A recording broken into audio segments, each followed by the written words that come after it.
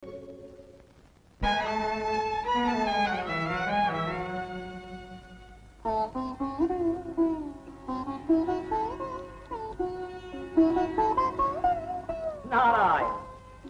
నారాయణ.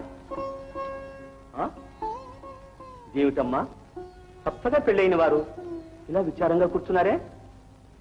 మీరు ఎంతో ఆనందంగా ఉంటారని నేను చూడడానికి వస్తే ఇదేం వైపరీత్యం?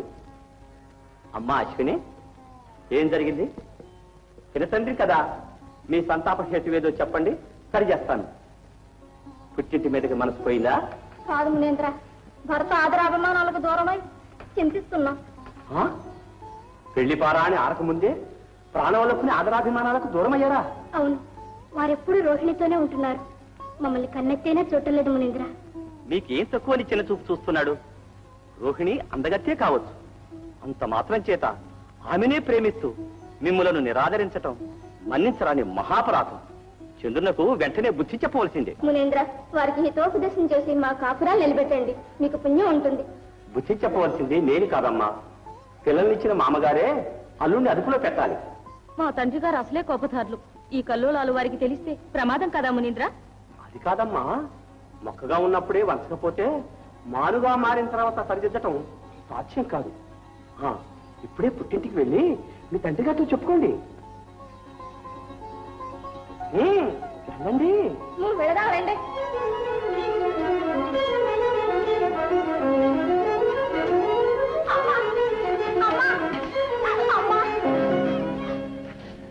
ఏం తల్లి, ఏం జరిగింది? కలకల్లాడుతూ ఉండవలసిన మీరు ఇలా కన్నీరు కార్చడానికి కారణం? రోగిని మా గొంతుకు వస్తుంది, తన అందచందాలతో వారిని వసపరుచుకుంది. మేము కూడా భార్యలమేనన్న సంగతి వారికి ఇప్పుడు జ్ఞాపకం లేదు. మమ్మల్ని పూర్తిగా విస్మరించాడు. వారి నిరాదరణ భరించలేక వచ్చేసాం. ఎంత పని చేశారు? ఎన్ని కష్టాలు వచ్చినా భర్త అనుమతి లేనిదే ఇలా రావడం తప్పు కాదా? సత్య, చెప్పుకునేందుకు వారు మాకు అవకాశం ఇస్తే కదా. అంతా విన్నానమ్మా, విచారించకండి. అగ్ని సాక్షిగా మిమ్మల్ని అందరినీ వివాహం ఆడిన చంద్రునకు ఏ ఒక్కరి ఎందో పక్షపాతం తగదు. తాను రోహిణి ఎందు బద్ధానురాగుడే కావచ్చు, అంత మాత్రం చేత మిమ్మల్ని అందరినీ నిరాదరించడం సహించరాని విషయం. దేవి, ఇప్పుడే చంద్రుని పిలిపించి హెచ్చరిస్తాను. తొందరపడకండి స్వామి, మనం ఆడబిడ్డల్ని కన్న తల్లిదండ్రులు. అవును, కానీ భర్త చేత అనాదరింపబడ్డ పుత్రికల కన్నీరు గాంచి ఏ తండ్రి శాంతచిత్తుడై ఉండగలరు? నిజమే, కానీ ఆడదాని జీవితం కత్తి మీద సాము వంటిది. సంసారంలో ఎట్టి అపరాధం జరిగినా దాని ఫలితం అనుభవించవలసింది ఆడది. కాబట్టి శాంత చిత్తంతో బాగా ఆలోచించి అల్లుని సరిదిద్దడం సమంజసం. అవును నాన్నగారు, మీరే స్వయంగా చంద్రలోకానికి వెళ్ళి ఈ విషయం సౌమ్యంగా సాధించడమే మంచిది. అలాగేనమ్మా.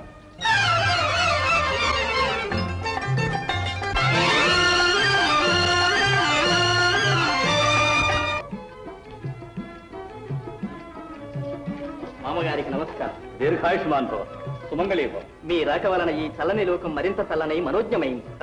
ఆశీనులు కండి. చంద్ర, నీ మిగతా భార్యలందరూ ఎక్కడ? ఇక్కడే ఉండాలి. రోహిణి, వాళ్ళెక్కడ? తెలియదు స్వామి, నాన్నగారితో మాట్లాడుతూ ఉండండి, నేను వెళ్ళి రోహిణి, ఎక్కడున్నారని తీసుకొస్తావమ్మా? వాళ్ళిప్పుడు పుట్టినింట ఉన్నారు. పుట్టినింటనా? నాతో చెప్పకుండానే వెళ్ళారా? చెప్పుకోవడానికి నీవు అవకాశమే ఇస్తే ఇంతవరకు ఎందుకు వస్తుంది చంద్ర? వాళ్ళు ఎక్కడున్నది పట్టించుకోలేని పరవశత్వంలో ఉన్నారు మీరు. చంద్ర, భార్యలందరినీ సమదృష్టితో ఆదరించడం భర్త ధర్మం, అవునా? కాదని ఎవరనగలరు? అయితే ఒక్క రోహిణి ఎందు మాత్రమే బద్ధానురాగుడవై ఇతర భార్యలను ఉపేక్షించడం భావ్యమా చంద్ర? అలాగని నాపై నేరారోపణ చేసి వాళ్ళు మీతో మొరపెట్టుకున్నారా? కట్టుకున్న భర్తే ఆదరించిన నాడు ఇంకేం చేస్తారు చంద్ర? అందుకని నన్ను వీధిని పెడతారా? ఏమిటి నువ్వు అనేది చంద్ర? తల్లిదండ్రులతో తమ కష్టాలను మొరబెట్టుకోవడం భర్తను వీధిని పెట్టడమా? అంతకంటే ఏమనుకోవాలి? మానవతలు ఇంటి గుట్టు గుప్పిట్లో పెట్టుకుంటారే గాని పెదం మెదుపుతారా, గడప దాటి కాలు కదుపుతారా? రోహిణిపై ఈర్ష్య చేత వాళ్ళేవో చాడీలు చెబితే వాళ్ళ మాటలు నమ్మి నాకు బుద్ధి చెప్పడానికి వచ్చారా? నేను ఆ మాత్రం నీకు బుద్ధి చెప్పదగడా? బుద్ధి చెప్పవలసింది నాకు కాదు, మీ కుమార్తెలకు. రోహిణి, విన్నావా నీ భర్త మాటలు? అనవసరంగా నన్ను రెచ్చగొట్టి నా ఆగ్రహానికి గురి కావద్దని చెప్పు. క్షమించండి నాన్న, భార్యల చర్య వారికి బాధ కలిగించింది, అంతేకాని వారిని ఎందుకు ఎప్పుడు విజయలేదు. పిల్లల మీద ప్రేమ పెంచిన వారికే తెలుస్తుంది. చంద్ర, జరిగిందేదో జరిగిపోయింది. ఇక మీదటనైనా నీ భార్యలందరినీ సమానంగా ప్రేమించి ఆదరించాలి, తెలిసిందా? క్షమించండి, మీరు మహనీయులే కావచ్చు, నాకు మామగారి కావచ్చు. అంత మాత్రాన నా సాంసారిక జీవితం నిర్ణయించడానికి మీకు ఏ అధికారం లేదు. చంద్ర, నా ఆజ్ఞ బ్రహ్మాదులు అతిక్రమించలేరు. నీవెంత, నీ బ్రతికెంత? మామగారు, అల్లుడంటే మీ బానిస అనుకుంటున్నారేమో. హద్దు మీరు రాజ్యలిస్తే మీపై ఉండే గౌరవం కూడా క్షీణిస్తుందని తెలుసుకోండి. ఏమిటి, నాపై గౌరవం క్షీణిస్తుందా? సకల దేవతలలో శ్రేష్ఠుడు, ప్రజాపతులలో జ్యేష్ఠుడైన ఈ దక్షిణపై గౌరవం క్షీణిస్తుందా? దుర్మదాంత, నన్ను అధిక్షేపించినందుకు నీవే తరక్షరుక్ష సమానమైన క్షయవ్యాధితో క్షీణించి కృషించి నశించుగా. ఎంత గురుకులు దాపించావు నాన్న, మా తప్పులు క్షమించు, మమ్మల్ని అనుగ్రహించు. స్వార్థపరులారా, నా మూలంగా మీకు ఎంతటి కఠోర శాపం ప్రాప్తించు. నన్ను పరిణయం ఆడకపోతే నీకు దుస్థితి ప్రాప్తించేది కాదు కదా. రోహిణి, నా దురదృష్టానికి నువ్వేం చేస్తావు రోహిణి?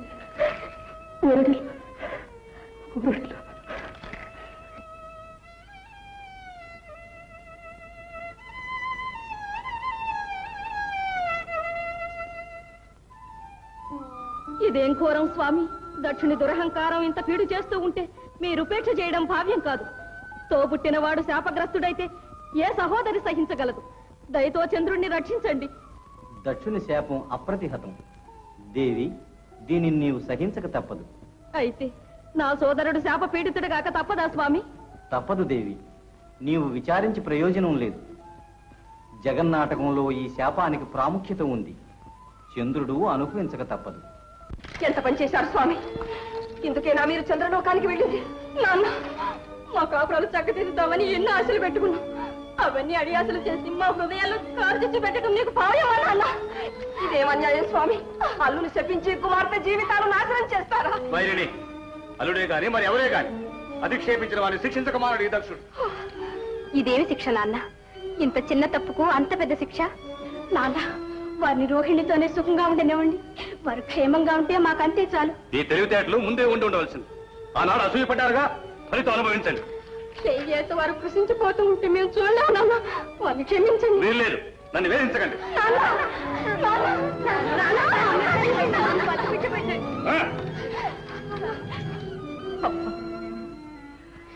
రోహిణి, ఈ బాధ నేను భరించి నన్నిలా శపించి చిత్రవధ చేసే కంటే ఏ పాషాణంగానో మార్చివేస్తే బాగుంది. స్వామి, అలా అనకండి స్వామి.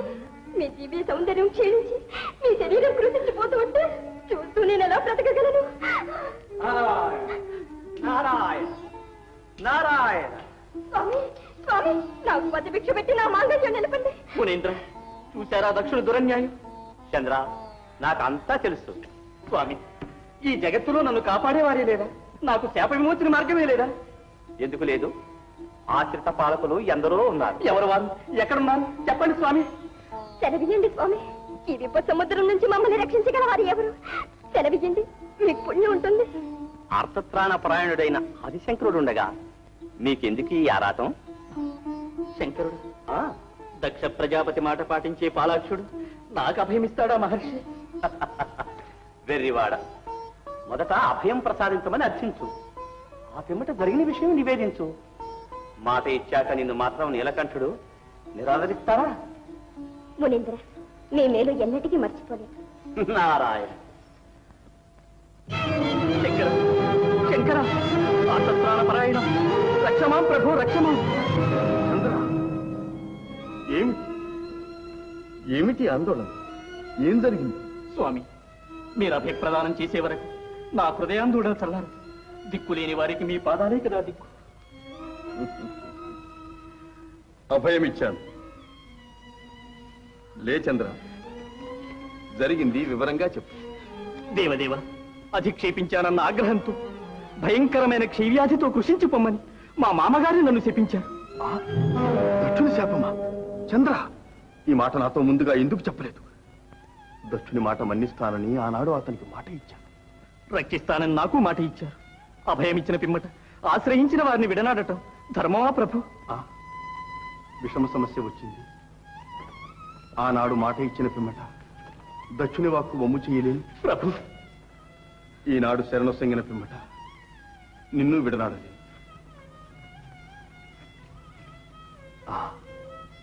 మధ్య మార్గం ఒక్కటే కనబడుచున్నది.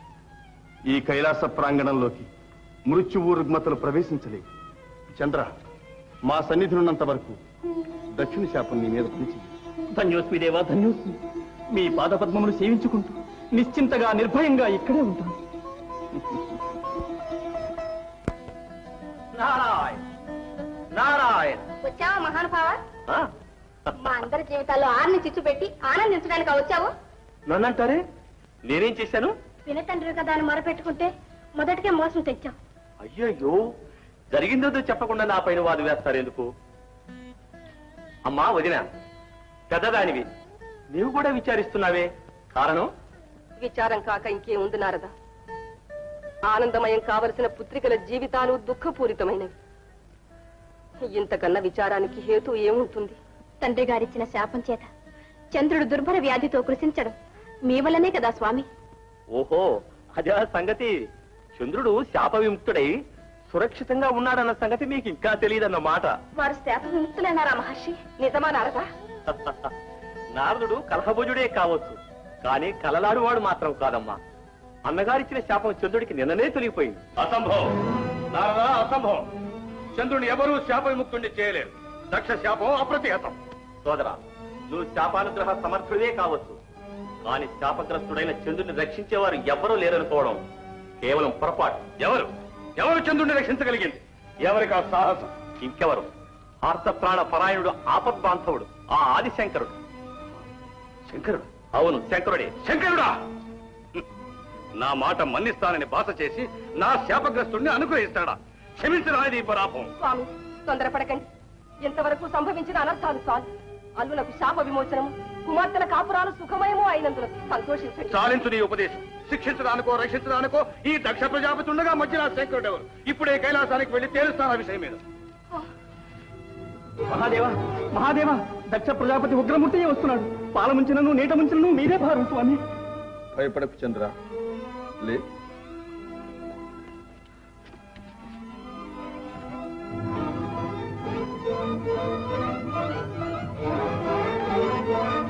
సదాశివ, ఇదేనా నీ వాగ్దానం నిలుపుకునే తీరు? ముల్లోకాలలో నా మాటకు తిరుగుండదని ఆనాడు భాష చేసి నీ ఛాతి నిచులైన చంద్రునికి ఈనాడు ఆశ్రయమిస్తావా? దక్ష, ఆవేశించదు. జరిగింది సావధానంగా విను. కూర్చోటకు రాలేదు. ముందు నా శాపగ్రస్తుని విడిచిపెట్టు. దక్ష, నీవు శాపమిచ్చిన సంగతి తెలియక చంద్రునికి అభయం ఇచ్చాను. శరణ సంజ్ఞన పిమ్మట విడిచిపెట్టడం సముచితం కాదు. అల్పునకు ఆశ్రయం ఇచ్చి నా వంటి అదుకునికి ఇచ్చిన మాట తప్పట సముచితమేనా? ఆర్తత్రాణ పరాయణత్వంలో అల్పుడు అధికుడు అనే తారతమ్యాలు పాటించటం పాడి కాదు. ప్రజాపతుల్లో ప్రముఖుడైన నన్ను పరాభవించడం మాత్రం పాడియా? దక్ష, నీవు నా భక్తుడవు, నిన్ను పరాభవించదనా? పరాభవం కాక ఇంకేమిటి? అభిమానవంతుడిని అలక్ష్యం చేసింది చాలక అవమానించలేదని అసత్యం వేరాడుతున్నావా? దక్ష, యుక్తాయుక్త విచక్షణ లేకుండా ఆవేశంలో ఏదో మాట్లాడుతున్నావు. భక్తులు పొరపాటు చేసినప్పుడు దిద్దుట నా కర్తవ్యం. నీవు నీ కుమార్తెల భావి సౌభాగ్యాన్ని ఆలోచించకుండా నీ అల్లుడికి శాపమిచ్చావు. నేను చంద్రునికి అభయమిచ్చి నీకు నీ కుమార్తెలకు ఉపకారమే చేశాను. నా కుమార్తెల గురించి నీవు చింతింపని అవసరం లేదులే. శుష్కవాదాలతో వృధా కాలయాపన మరపక చంద్రుని తక్షణం విడిచిపెట్టు, లేదా నా శక్తిని ప్రదర్శింపక తప్పదు. దక్ష, అహంకారం అనర్థదాయకం సుమా. ఇది అహంకారం కాదు, ఆత్మవిశ్వాసం. నా శక్తి సామర్థ్యాలతో చంద్రుని ఎలా శిక్షిస్తానో నీవే చూడు. నీ చేతనైతే ప్రయత్నించవచ్చు. శంకర, మరొకసారి హెచ్చరిస్తున్నాను, మర్యాదగా చంద్రుని విడిచిపెట్టు, లేదా నా గదాదండముతో నిన్ను ఖండఖండముగా చెండాడగలను. మదాంత, కండకావరంతో కళ్ళు మూసుకుని పోయి నాపైనే గదాదండం ఎత్తిదవుగా. ఈ పాలాక్షుని త్రిశూల ధాటి గురికాక ముందే పాదాక్రాంతుల క్షమాపణ మెరుపు. ఈ దక్ష ప్రజాపతి నీ వంటి నీచుని క్షమాభిక్ష కోరంతటి దుర్బలుడు కాడు. నిన్నే తన పాదాక్రాంతుని చేసుకోగల ప్రతిభావంతుడు. మహాదేవ, దక్ష ప్రజాపతి. దక్ష, నీకు ఈ దురహంకారం తగదు. పాలాక్షునితో బాంధవ్యమే నీకు శ్రేయోదాయకం కాని విరోధం సమంజసం కాదు. మన్నించు వైకుంఠవాస, ఈ నీతి బాహ్యులు క్షమించడం అసంభవం. దురహంకార మదోన్మత్త. శాంతించు మహాదేవ. మీ క్రోధాగ్ని జ్వాలలతో ప్రపంచాన్ని సంక్షోభింప చేయడం భావ్యమా? మీ ఇరువురు ప్రతిజ్ఞలకు భంగం వాటిలని మార్గం నే తెలిపెదను. నేనిచ్చిన అభయం ఎంత మాత్రమో నిష్ఫలం కాకూడదు. కాదు, ఎన్నటికీ కాదు. నా శాపం అప్రతిహతం కావలసిందే. అవుతుంది, తప్పక అవుతుంది. వినండి, నా ప్రభావంతో చంద్రుని 2 భాగములుగా విభజిస్తాను. ఒక భాగం దక్ష ప్రజాపతి శాపఫలం అనుభవించినది గాను, రెండవ భాగం పరమేశ్వరుని అభయఫలం అనుభవించినది గాను చేసేదను. ఇది మీకు సమ్మతమే కదా? ఉభయతారకం నాకు అంగీకారమే. ఏం దక్ష? సరే. చంద్ర, ఇటురా. నమస్కారం దేవా.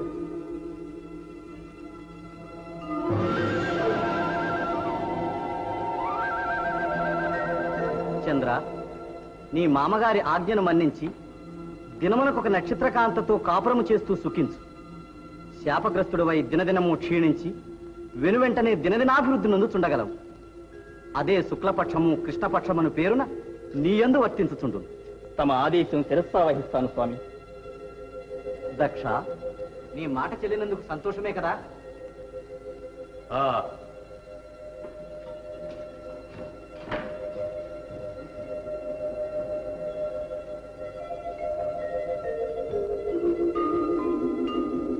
చంద్ర, బాలచంద్ర రూపమున సదా నీవు శివసాన్నిధ్యంలో ఉందువుగాక. మహాప్రసాదం.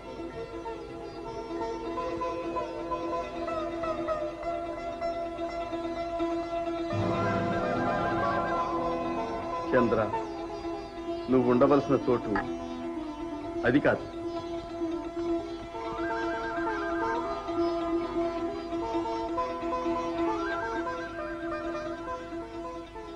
సదాశివ, నీవిప్పుడు చంద్రమౌళివై విలసిల్లుతున్నావు. బాబు బాబు, దేవశర్మ గారు, మీకు పుణ్యం ఉంటుంది. ఆ తాయితీరు తొందరగా ఇప్పించండి. ఇస్తానయ్యా, ఇస్తాను. రేపు ఉదయం దేవాలయం దగ్గర మర్రి చెట్టు దగ్గరికి రా. ఇంటి దగ్గర నేనేమీ ఇవ్వను. పోనీ ఇంకో రహాయినా ఇచ్చుకుంటాను. ఇప్పుడే ఇప్పించండి. ఈ దేవశర్మ రక్షణే కంటే ఏమనుకున్నావు? కూరగాయలు అనుకున్నావు బేరం పెట్టుకోవడానికి. వాటికి పూజ చేయాలి, పునశ్చరణ చేయాలి. ఎంత తతంగా ఉంది. క్షమించండి, నా కష్టాలు మీకు తెలియదు. గయ్యాళి పెళ్ళంతో ఏగలేక చచ్చిపోతున్నాను. ఎలాగైనా దాని నోటికి తాళం వేయగలుగుతాం. వేస్తా వేస్తా, నీ భార్య నోటికి వాగ్బంధం చేస్తా.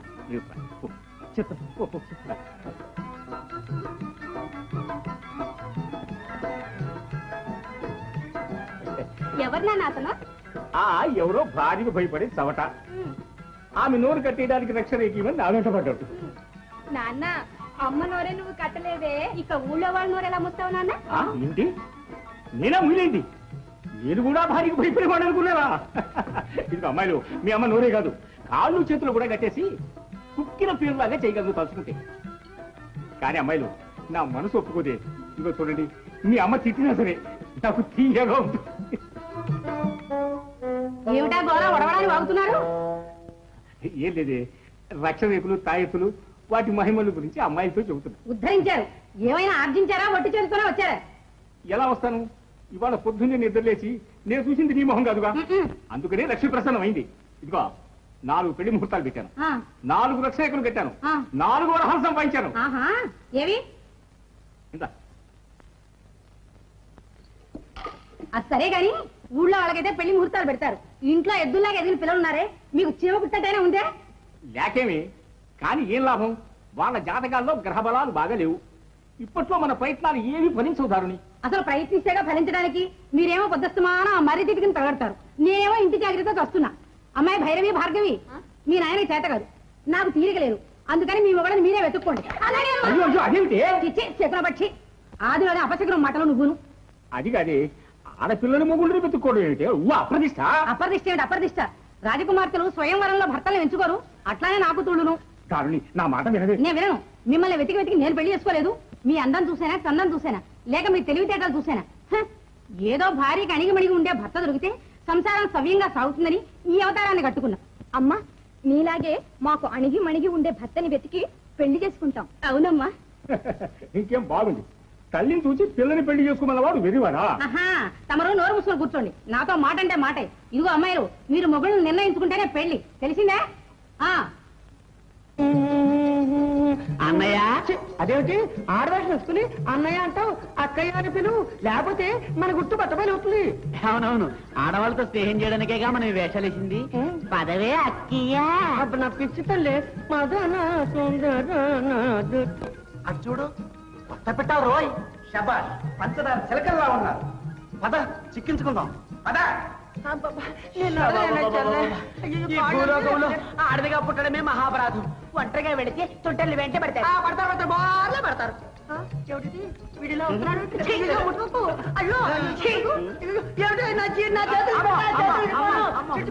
పెట్టుకోలేదేనా పంచదార చిలుక గట్టిగా నొక్కేస్తున్నాడే.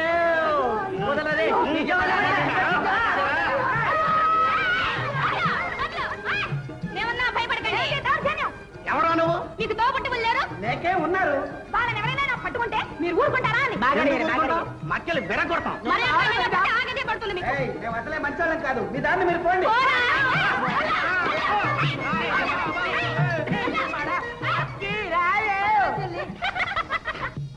వీళ్ళు చేతులు ఇరిగిపోను.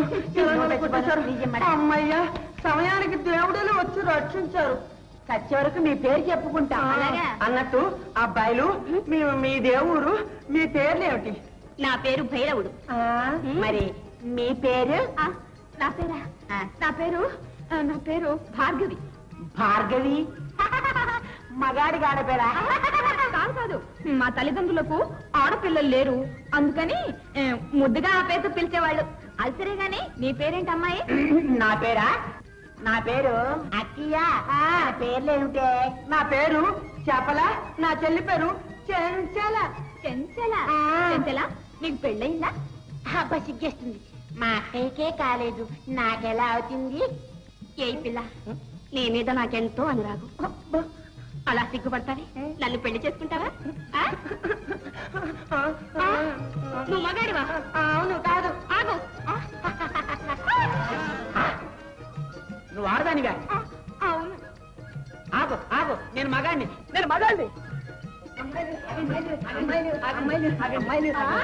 కుంటరి కురాల్లో వెంటబడ్డారే.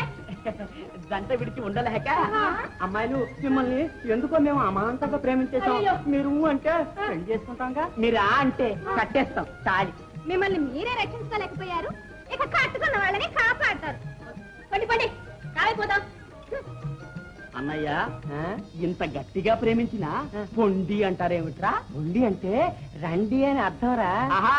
అమ్మాయిలు, ఇదేనా మీ ఇల్లు? అయితే ప్రజన వస్తుంటాం, వద్దన్నా వస్తాం.